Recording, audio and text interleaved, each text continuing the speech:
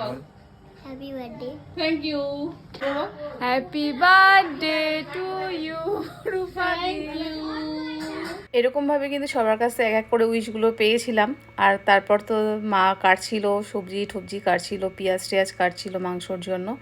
আর মিষ্টি এসে গেছিলো, আর মিষ্টি কিছু গিফট নিয়ে এসেছিলো, সেগুলো আমাকে দেখাচ্ছিল। এই ড্রেসটাও আমার জন্য এনেছিল। আর এছাড়াও কিছু জিনিস নিয়ে এসেছিলো, যেগুলো পুচকুগুলো দেখছিল, পুচকুকে ডাকলো যে দেখে যা, তোর জন্য কিছু এনেছি। এইগুলো সব পুচকুর জন্য এনেছিল, সানভির জন্য আর মাঙ্কুর জন্য।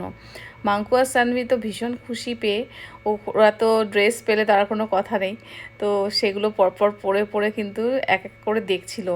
সানভি তো পোজ দিতেই ব্যস্ত, ও এত সুন্দর ওর লেগেছে ড্রেসগুলো, সাথে সাথে কিন্তু সেগুলো এক এক করে পরা শুরু করে দিয়েছিল। আর এই ড্রেসগুলো মাঙ্কুর ছিল, মাঙ্কুর তো খুবই ভালো লেগেছে। মাঙ্কুর সেরকম কোনো ব্যাপার না, যেটা দেবে সেটাই ওর পছন্দ। ও প্রত্যেকটা ড্রেসের জন্য মানে আলাদা করে কোনো এক্সপ্রেশন থাকে না।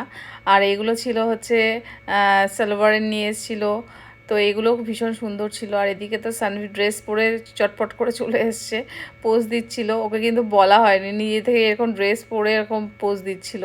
আমি বললাম একটু তাকাও, আর একটু স্মাইল করে দিল। তারপর ছাতা নিয়ে আসলো, নিজেই সানগ্লাস জোগাড় করে নিয়ে এসছে, নিজেরই সানগ্লাস নিয়ে এসে দাঁড়িয়ে